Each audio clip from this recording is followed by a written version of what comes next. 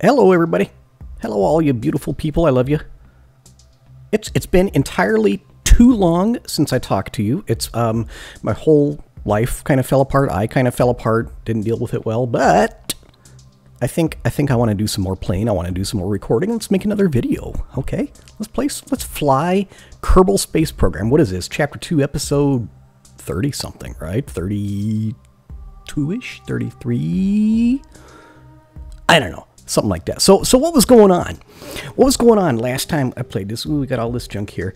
Prospector 2 landed on the moon.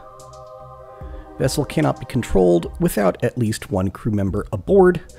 Crew member is no longer aboard because Miguel Kerbio decided to go and do the lunar luge down the very, very steep slope, and it was too steep for him, and he didn't make it. Poor Miguel. So, you know, I hope the batteries in this and the lights in this thing don't run down. Okay, we still got this rover here. I know that it is still, this rover is still, it's somewhere close to this monolith, this mysterious artifact that is emitting the muons, which are, it is exchanging muon broadcasts. It is communicating with the monolith that we have on the lawn of Kerbal Space Center, and it's somewhere close to the location of where this rover is. I've got this stack of craters here. I decided to call it Crater Canyon. I think it's got to be somewhere around there, maybe in one of the craters, maybe it's over one of these hills. Anyway, we still got a functional rover here, just nobody to crew the thing. My plan is, at this point, let's get back to the Space Center. I'm going to send a mission. I'm going to send one Kerbal. Let me see. Let me put this thing together here. There, we'll do it like this. A very, very simple mission, just the bare minimum that I need to get a Kerbal on, one Kerbal onto the surface of the moon and take over that rover and continue the mission of exploration in order to find that monolith. So, what's, you know, pretty much the minimum that I need to make that happen? We've got this capsule. We'll give him his SAS to make it easier to control. I need some RCS. I'll give him this tiny little RCS tank. I'll give him the smallest fuel tank I have. One of those right there. A little lander engine, like that. He needs some lander legs. Utility and scientific. Yeah. He needs like 3 lander legs.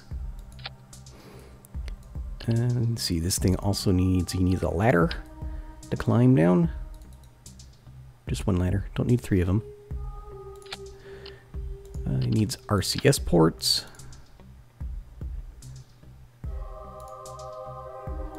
It doesn't want to, here, let's do it that way. That's ugly. Let's make it all symmetrically nice and stuff. What's the problem? Oh, it's disagreeing with that one, huh? I don't know. Well, let's do 3. Because, you know, it doesn't have to be perfect. This is going to be a cannonball with Kerbal attached. We're just going to fling it at the moon here. Okay, so there's the minimum. That thing will land. That thing will land on the moon and get this guy to the rover. Now I need something to get my lander from Kerbin orbit to the moon. So let's put a decoupler on there. Right about there. Okay, and need probably just like the one. This doesn't have to launch. This thing is going to be from orbit to orbit, so probably just that fuel tank plus this very basic, very efficient engine. It's about as minimal a space vehicle as I can make for this mission. Okay, and let me see here. I need aerodynamic fairings.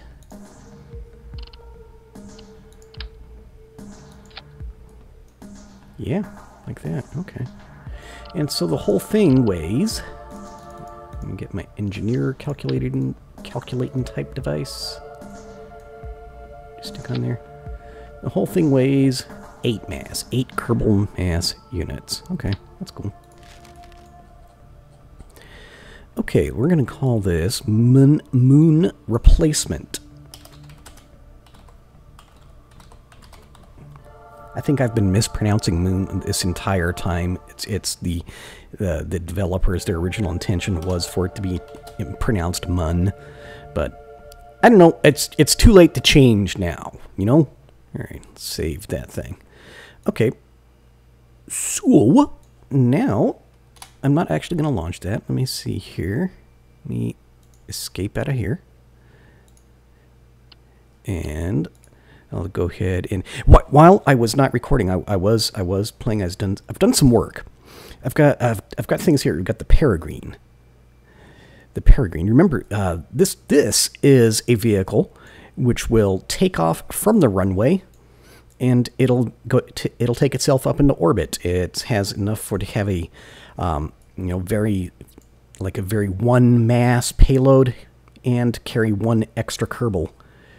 Right there. The Peregrine 5 can slightly more boost to it, but again, taking off from the runway, taking off like an airplane. That's why we call it Peregrine, because I figure it's fast. It's because it takes off from the runway, we can just roll it out of a hangar and launch it any old time. It doesn't have this enormous logistics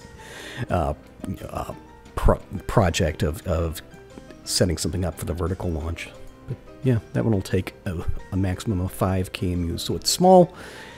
Let me see, we already knew about the Valkyries, and the Valkyries, I went up to like 30 or 35. Yeah, I decided to stop at Valkyrie 30. Let's look at the Rock series. I don't have a use for it yet, but I'm just so damn proud of this thing. Here we go, Rock. Giant behemoth vehicle. Look at that thing. Yeah, Rock, it's got this kind of pontoon set up here. It's got the, you can put our massive 3-meter payload slinging it underneath the belly, and if it's lightweight enough, can actually land one of those, and absolutely enormous amounts of boost in back. For this entire months and months long project that I've spent trying to put together an entire series of reusable launch vehicles, space planes, it's done. It's over. Now, as long as I don't come up with a payload that weighs more than 75 KMUs, which that's really heavy. 75 is really big. As long as my payloads are 75 KMUs or less, I do not have to spend any more time on developing a launch vehicle. I can just go in and I can just pull one off the shelf and use it. So I'm thinking that this series, now that I'm going to be making videos now, is going to advance a little bit quicker because I'm not going to be messing around with launch vehicles all the time. We'll be actually getting into the payload. So what did I say that my moon replacement? See, there was one I was dinking around earlier. That's not the one I want to do with this one though.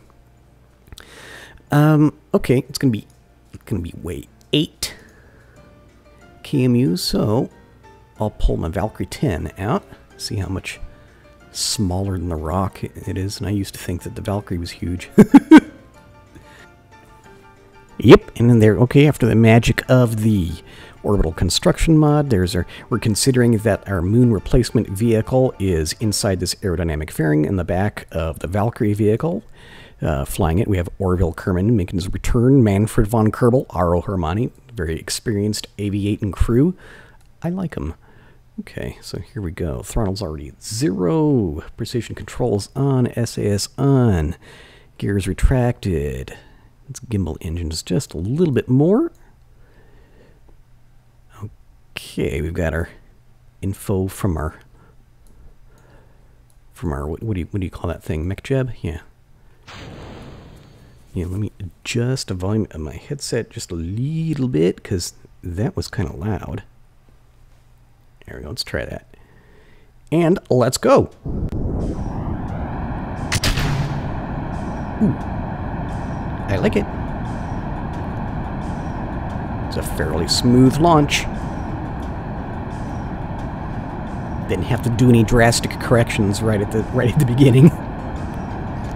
So it always makes me feel good when I correctly guess, because it is just kind of almost a blind guess about how much to gimbal the engines, but immediately before launch.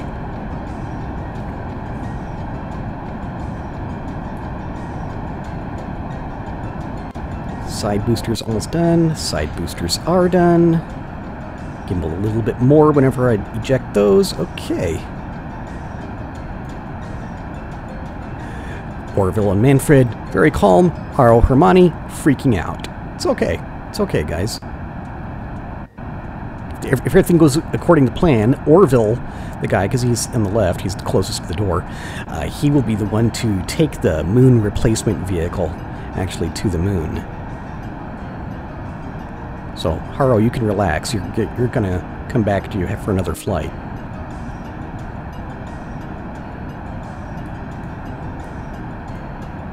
Yeah, nice smooth flight. No real surprises here.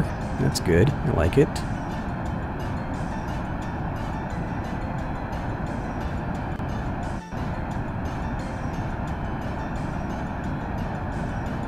Okay, start doing the gravity. Tell you what, I'm going to wait until we get rid of the central booster, then I'll do this gravity turn business. Because I expect to have to do some crazy gimbling as soon as I get rid of that. No, that's pretty decent. Okay. Okay, let's tilt back some. Let's do some gravity turning. Running just on the external tank.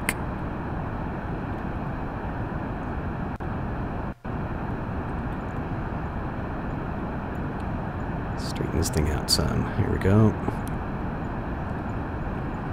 I'm getting all off of my 90-degree line. There we go. That's more the angle I'm looking for.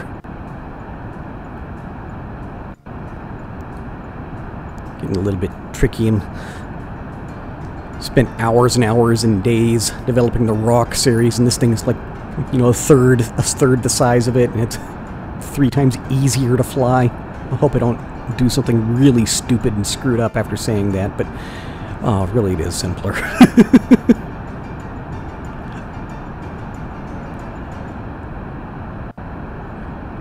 Tilt back a little bit more. There we go.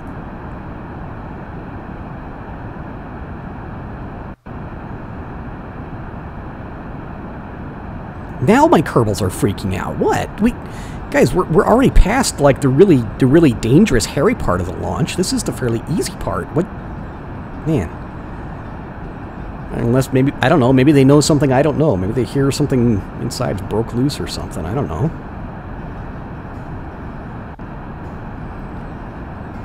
Apoapsis approaching 50. Let's tilt back a little bit more. There we go.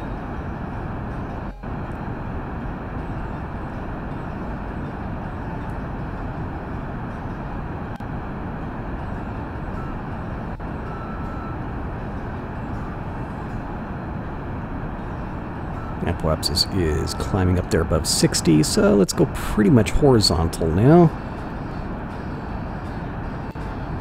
Yeah, right about there. That works.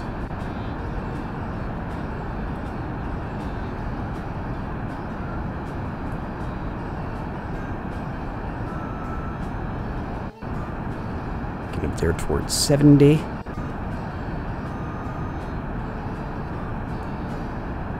Back a little bit more.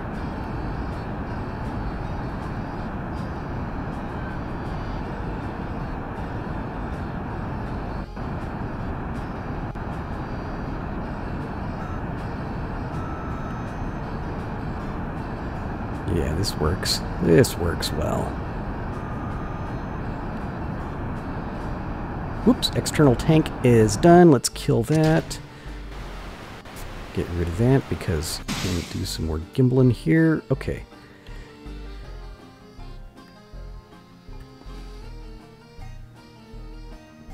Yeah, that works.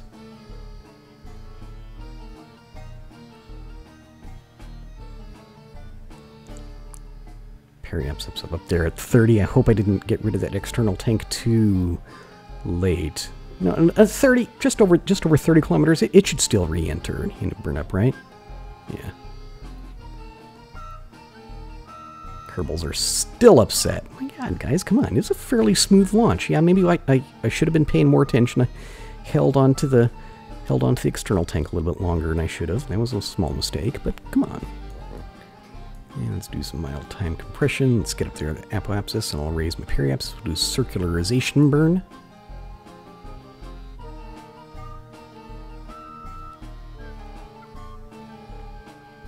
Yep, I'm actually I'm behind. I'm actually behind past apoapsis now. Starting to descend. We're doing RCS. Yeah, lots of RCS left. That's good.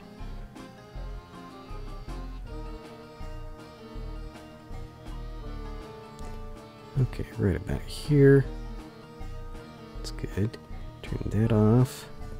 Turn your precision control back on. And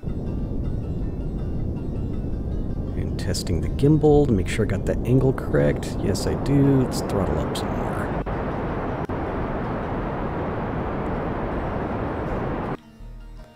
Pretty close to circular right there. I think that for our purposes, that's actually circular enough. I mean, it doesn't have to be real precise for this. Alright, SAS off. Good news. Okay, and now we'll do some more of the magic of some off-screen. I don't think I'm going to actually display anymore all the fiddling around with the orbital construction mod. I don't know, maybe it's kind of defeating the purpose to even talk about it right there, but yeah. Alright, and when we'll be back, then we'll have the vehicle out of the, what am I trying to say? Out of the fairing. And now we're back. And hey, there's our moon replacement. There's our Valkyrie that brought it up there. Let's change focus to that one. Let's go this one. Okay, who did I say? I wanted Orville. Orville, get out there. Let go. Turn your pack on. Orville, let's see. You're going to go, and you're going to get into. I suppose maybe it would have made more sense to get out and do this EVA while the vehicle was still attached to the Valkyrie. But since when do Kerbals do stuff that makes sense, you know? Orville, you're going to the moon, buddy. It's going to be a good time.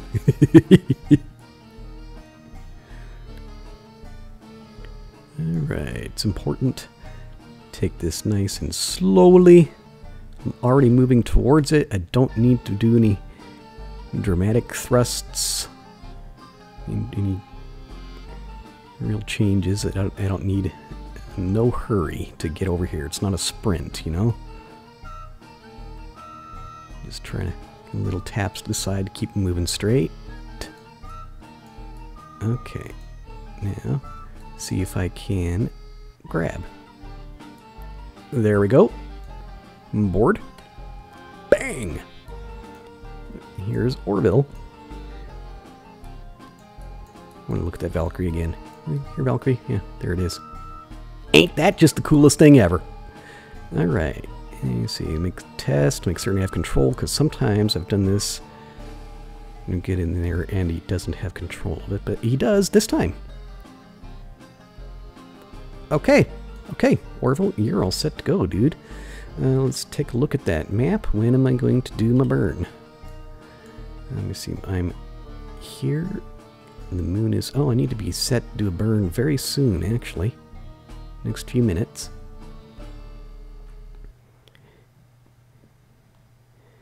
In the next few minutes we'll find out whether I was right in just using this one engine and this one tank. It shouldn't take much. Here we go. Lock it in place right about there. Yeah, moonrise coming up soon. That's another way of looking at it is whenever the moon's at like about this 60-degree mark.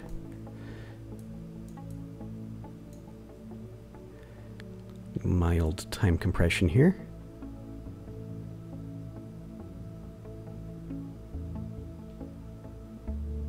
Okay, and right about here.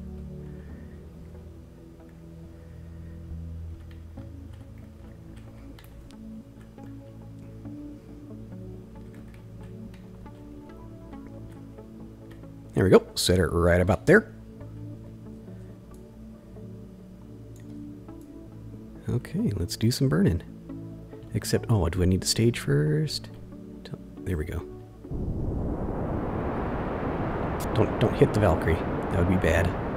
Bye-bye, Valkyrie.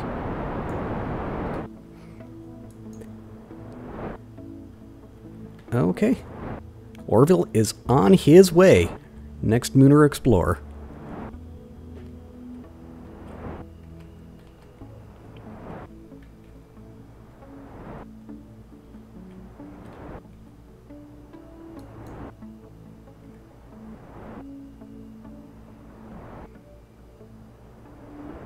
Slow it down, slow it down. Let's be careful here. Whoop, whoop, whoop, whoop, whoop. Okay, so that'll take us. Is that a collision course? No, it's pretty close though. Yeah, okay, that's good. How much fuel? See, you used about half. We'll use about half this fuel tank to get to orbit around the moon. We'll use the other half to deorbit.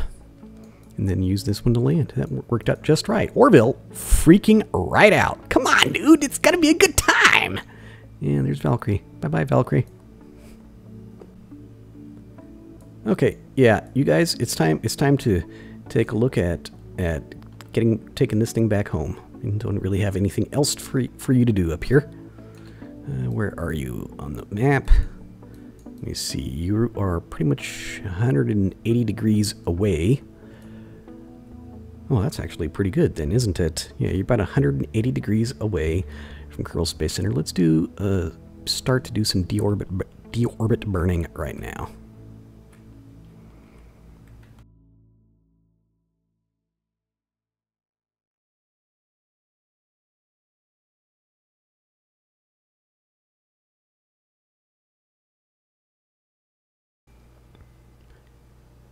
Oh, these guys, they switched their order around. I wonder why they did that whenever Orville left, huh? Because Manfred was on the left and Nahara was on the right. All right.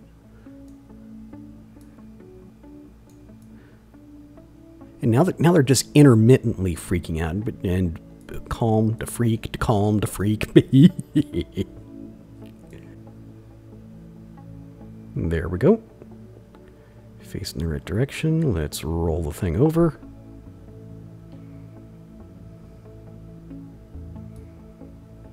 And get ready for some re-entry.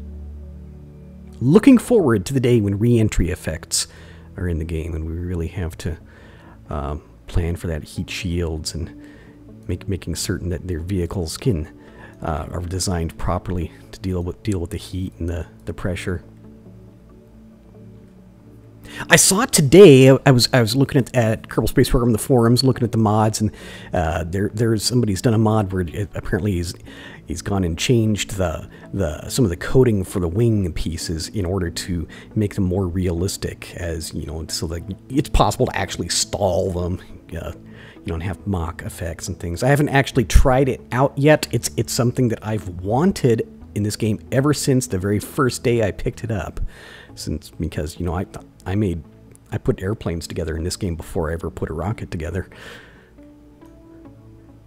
And that's what I've always wanted, is wings that worked a little bit more reasonably. Of course, now I'm scared that once I get that, I'm going to have to go and redesign everything in order to make them work again.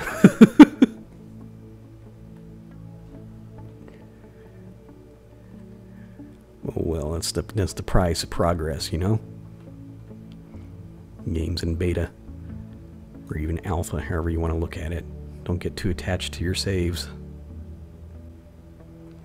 And a re-entering we will go, and a re-entering we will go. Hi-ho, Mario.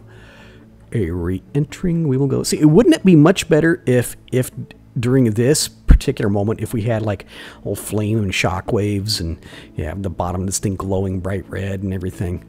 Yeah, that'd be better.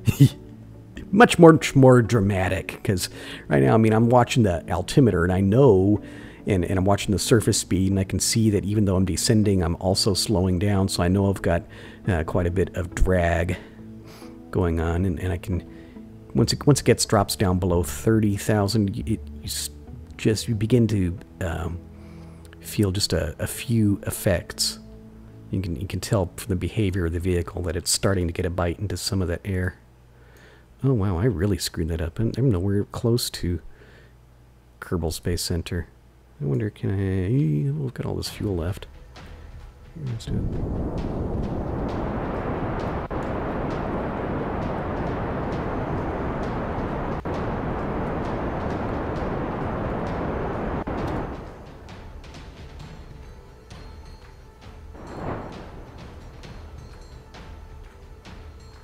I wonder if I can make it. You can tell I haven't practiced my re-entries all that much, aiming in my deorbits. Come on, guys. Get that nose up. There we go. Oops, oops, oops. Too much, too much, too much. Oh, shut it down. Oh, I should not have done that. Oh, this is bad news. Okay, Harl, Hermione, Manfred von Kerbal, you're right to be freaking out at this moment. It was a bad idea what I just attempted to do there. And, oh, hang on, okay. There, good. Yeah, like I said, we're going to land here at this particular piece of ground, just that we're above right now. Let's turn that landing light on while I'm thinking of it. Alright, we got some control. Come on, we can get some control. Stop rolling, please. Oh, now you're facing backwards. Oh, God. I really screwed this up. Oh, stop facing backwards. Come on, man. Turn it around. Face the other way. Come on.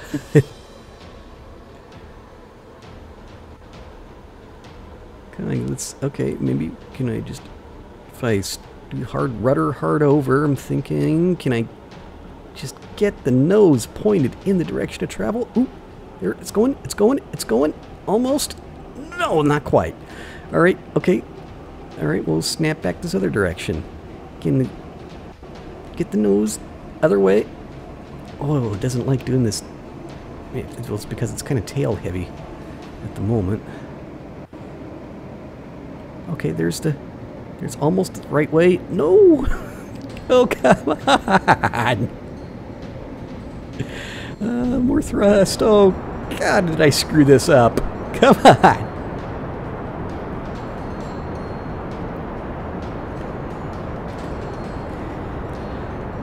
Let's just go the other direction, you know? Let's stop. Okay, there's the direction of travel right there. Here, let's... All right, good. Pull back more. Vector, pull back more. Oh my God, no! God!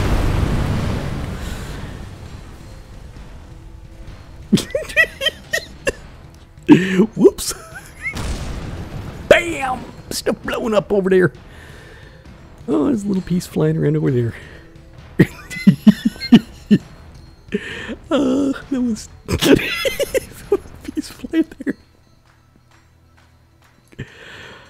Whoops. Okay.